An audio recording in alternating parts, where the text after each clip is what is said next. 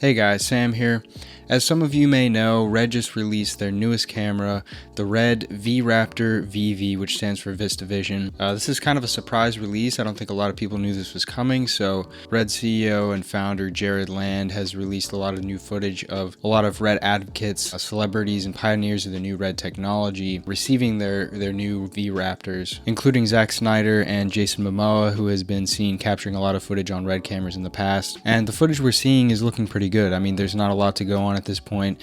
Jared dropped a video yesterday on his Instagram page that showed some interesting looking 8K 120 FPS footage out of the camera, and there's maybe one or two other videos online. So we don't have a lot to go on at this point on the look of the camera, but there are some things to know about the new RED V-Raptor just right out of the gate, and that's what I'm going to be going over today. So obviously resolution is a big deal in the RED world. They've been pushing the envelope on resolution for many years, and obviously they have another 8K sensor on the market in the V-Raptor. And something important to note, this isn't just a new RED camera or an upgraded sensor. This is a brand new camera and sensor, and it's the first in the lineup of the DSMC3s, and I think that could be a good thing for RED if they're working on the right things on improving their sensors. So it should be interesting to see what they've come up with. So this is a full frame camera, and there's two really good things about this. The first thing is just I love the full frame look. You can get really shallow depth of field. You can use a little bit longer lenses on your sensor and still get the same field of view, which is great. And the fact that this camera crops in as you move to lower resolutions, as always is the case with RED, it's nice to have that extra sensor size, so if you're switching to lower resolutions to shoot in high frame rates, you're not getting such a massively cropped image. This camera can shoot 6K Super 35 up to 120 FPS and 200 FPS at widescreen. So instead of starting at a Super 35 sensor and cropping down, you're starting at a full frame and cropping down, which is nice. And that leads me into one of the biggest deals about this camera, which is the crazy frame rates, 8K 120 FPS all the way down to 2K 600 FPS. At this point, you're going to be so crazy cropped in on this sensor. I don't know that 600 FPS will be that usable, but it's crazy, and it's the highest frame rate we've seen on a RED to date, so that's a really cool feature of this camera. But even cooler is the fact that it shoots 8K 120 FPS, which is awesome. The camera is advertised at 17 plus stops of dynamic range, which is once again the highest that we've seen on a RED to date. However, we'll see what the lab tests say, because RED has been notorious as of late advertising a higher dynamic range on their sensors than what you can actually use. For example, the Komodo is advertised at 16 plus stops of dynamic range, but lab tests tended to reveal that it was somewhere closer to like 12 stops of actual usable dynamic range. So we'll see what lab tests say about this camera, but I'm looking forward to seeing what they have to say, and it would be great if this camera actually has 17 plus stops of dynamic range. I'll also point out that this camera does have a rolling shutter, it doesn't have a global shutter like the Komodo. However, apparently they've instituted some new technology into the sensor that reduces the amount of rolling shutter, which is great. So hopefully it won't be very noticeable. And unfortunately, once again, this camera doesn't have internal NDs, but you can always get an RF to EF adapter, and some of those have drop-in slots for filters, so you could always get your internal ND type filters that way, and it essentially accomplishes the same thing because you don't need a matte box. And as for form factor, as with pretty much all new RED cameras, it's excellent. It's very small. It comes in at about 4 pounds, and it's about 4¼ by 4¼ by 6 inches, so it's extremely small considering what you're getting with this camera. It's also shaped essentially like a cube, so you're getting really good weight distribution, so it's easy to mount on gimbals, and you can also build this camera out as much as you need to, so you can expand it to a bigger studio or production camera, or you can shrink it down to a very small camera package, which is excellent. As for power options, it's currently micro V mount, and it doesn't seem to be detachable or replaceable, so you'll have to use only approved micro V mount batteries for the best results on this camera. Now it has 2 SDI outputs, and they can be mirrored or individual. What that means is that you can have 2 output feeds for a direct monitor and a wireless monitoring system, or 2 different wireless monitoring systems, and that's going to be great for bigger productions and high-end sets where you need to have a couple different feeds. Now the media is currently going to be a bit of an issue for people. I think there's one approved card, and it's a proprietary Angelbird card, and it costs like almost $1,000, so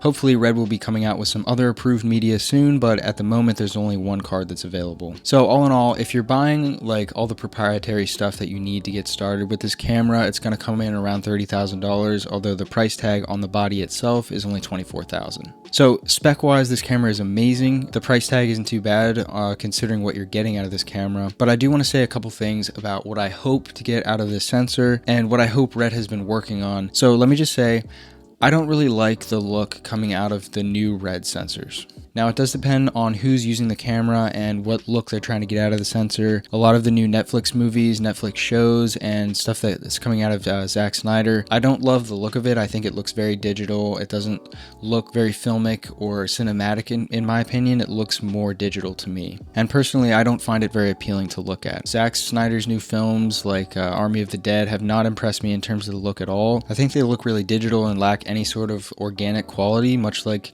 the subject matter and the overused visual effects and the films themselves. There's often a lot of aliasing going on due to the massive resolutions. The way it renders motion doesn't look as filmic to me as some of their previous sensors, and in my opinion, it looks actually more digital than their old sensors. I'm also not a huge fan of the way the camera handles highlights and skin tones. I'd personally much prefer Alexa footage, or honestly even Blackmagic Pocket 6K Pro footage in those respects, if I'm being completely honest. I also actually really like old footage that I shot on my RED 1 or my RED Epic Mysterium X, as compared to some of the new footage that are coming out of the big 8K Monstro and full format sensors that RED has put out lately. I think that back then they were trying to emulate the organic and soft nature of film, whereas now they're basically chasing specs and numbers, and it's a bit of a different game, and I think that the look of the sensor has suffered due to that. So the newest sensor that I shot on by RED was the Komodo sensor, and I got a lot of great images out of it. Overall, I was very happy with it. The global shutter was great.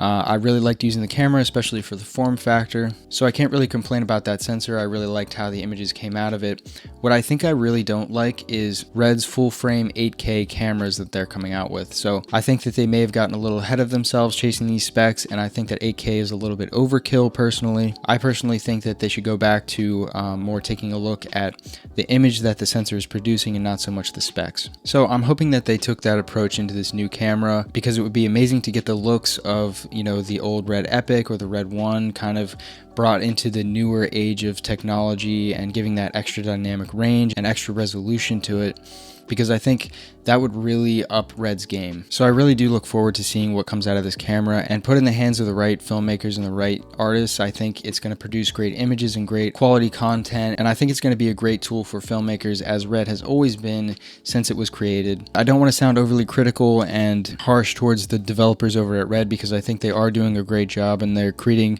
tools that are, you know, becoming more and more affordable and creating amazing looking images. So I do want to say that I am excited to use this camera, and I want to see what it holds in the future. If you guys have any opinions on this camera or RED cameras in general, I'd love to hear them. So make sure you leave those in the comments and let me know what you think. And as always, don't forget to like this video and subscribe to the channel for more content. I've left some links below in the description if you're interested in checking out some gear that I have that I find useful. They're affiliate links, so if you want to support the channel in that way, I get a kickback from that, so I really appreciate that. And don't forget to check out my other videos as well. I have a lot of videos on RED and some other camera and gear reviews, so check those out. So I hope this video was helpful for you guys.